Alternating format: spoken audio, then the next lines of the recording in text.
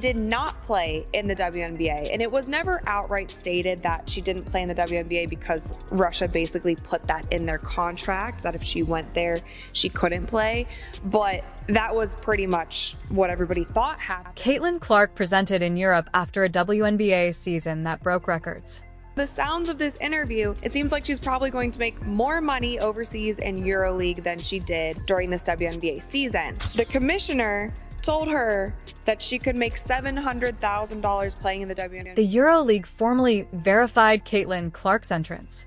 Even though Clark is going to light up Europe, it's clear that Kathy Engel and the WNBA executive are probably feeling the heat as they get ready to return to the charming little void of insignificance they were in before Clark arrived and gave everyone something to watch.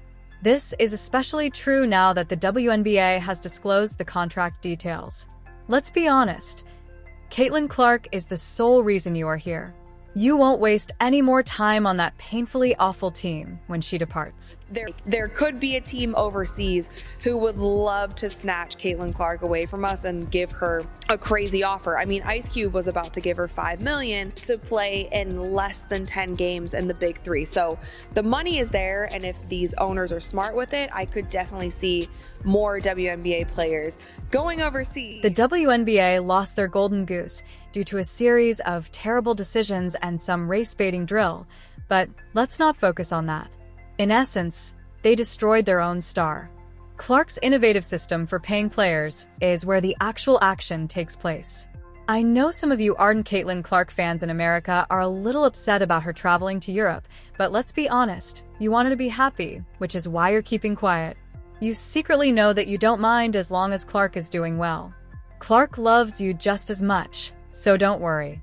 Actually, I have a small tidbit of wisdom from her that will bring you immense joy. So pay close attention because I'm going to tell you the truth about this EuroLeague arrangement. The players' high expenditures are justified. At last, Modia Junis, the captain of the EuroLeague women's squad, has clarified the situation. Caitlin Clark is formally preparing to leave for Europe during the WNBA's brief hiatus. However, this is more than just a side gig for her. We're discussing EuroLeague Women, which is, in theory, the top women's basketball league in Europe, but for some reason, doesn't get the recognition it deserves. I am aware that many continue to overlook it, despite it being like basketball's hidden jewel. Look at his rookie salary, which was around $55 million for 4 years, and then you look at Caitlin Clark's $300 and I think it was $38,000 salary that she signed for 4 years. That is about the same amount more. It's around 162 times more that Victor made than Caitlin. So if you... For those who might not know, the EuroLeague Women's League is governed by FA Europe. And trust me when I tell that some of the best basketball games are played there. This isn't your typical league for summer break. No, the October-April EuroLeague allows Clark to satisfy her basketball cravings throughout the year. She is essentially setting herself up to dominate both sides of the pond. While everyone else is busy playing checker, she is engaged in a game of chess. Sold out. Unbelievable. So Atlanta would normally have 3,000, 4,000 people. Now they have 17,000 people, and they sold 1,000 standing room only tickets. So when we walked into the arena, people were on that third balcony looking down at the tops of our players' heads to watch. The problem is this. More time has passed since the founding of the EuroLeague Women's Basketball League in 1958 than the majority of us have been alive. Similar to the old Women's Basketball League, which underwent a rebranding in the 1990s, it hasn't been as successful commercially as the WNBA for some reason. This league is serious, don't get me wrong. It has a purpose and is home to some of the top ballers in the world. Europe is almost better than the game in the end. Simply told, the Euro competition is lengthier than the WNBA, which is a brief summer competition. I'll explain why in a bit. We're not simply discussing American celebrities competing against one another at the moment. Clark is up against the top players in Europe in the EuroLeague, which is a completely different level of competition.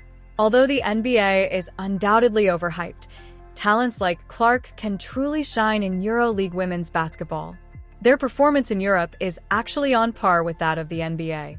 Clark is already an enormous WNBA star, but she is setting herself up to become a worldwide phenomenon by visiting Europe. In addition to playing more games, she is establishing her brand by participating in international competitions and earning recognition globally.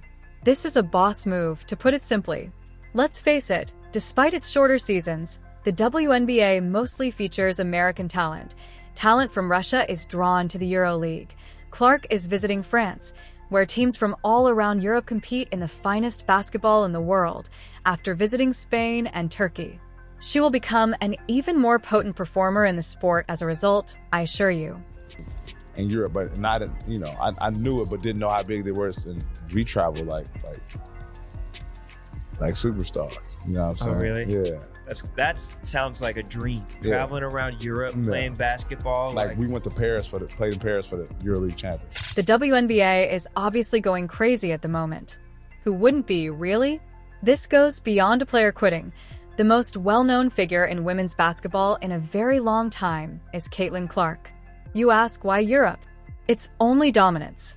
Must improve her skills and show that she is ready to rule the whole basketball kingdom in addition to being the queen of one castle.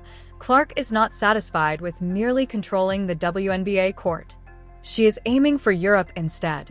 Sounds of this interview, it seems like she's probably going to make more money overseas in EuroLeague than she did during this WNBA. There had been rumors for a while that Clark would be relocating to Europe. However, the basketball community was shocked when Pusmodi Jones, the head coach of the EuroLeague women's squad, formally confirmed TO play for one of the top EuroLeague teams. Caitlin is traveling to Europe. Furthermore, this isn't your typical off-season workout. Instead, it's her venturing into uncharted terrain, a new degree of rivalry, and enhancing her reputation as a worldwide phenomenon. In the meantime, the WNBA is definitely perspiring. Out of control. Clark was the key to maintaining interest in women's basketball in the U.S. following that wild rookie season. For once, people paid attention to her because of her half-court bombs, her rivalries with players like Angel Reese, and her incredible skills. But now that she alternates between the WNBA and Europe, the leagues are dealing with a significant problem. There will be less screen time, less publicity, and fewer viral moments because Clark works for them part-time. Let's be honest, Clark was expected to play for the WNBA for many years.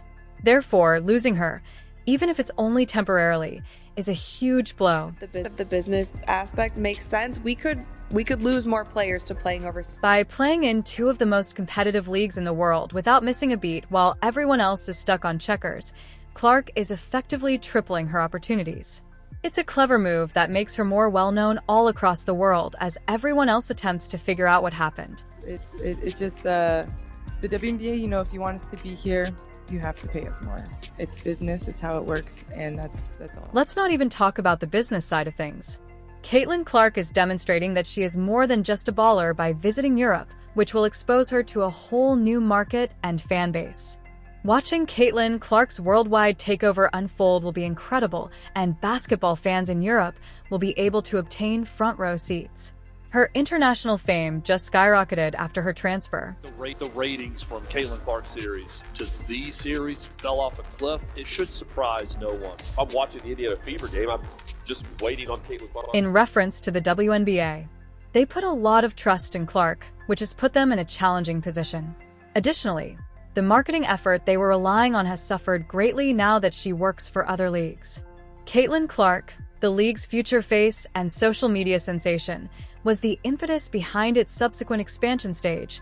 They are aware that they have a significant gap to fill, though, as Clark is departing for Europe on a part-time basis. Obviously, an incredible star. She's totally revitalized interest. Vitalized interest in the WNBA in a way. Since Clark joined the WNBA, the league has been riding her wave. However, those jaw-dropping moments will be less common now that she is dividing her time across leagues. Clark isn't only interested in making quick money. She has long-term goals of growing her brand, improving herself, and leaving a lasting legacy on a worldwide scale. This player isn't merely seeking a challenge. The future of women's basketball on both sides of the Atlantic will be altered by this strategic move.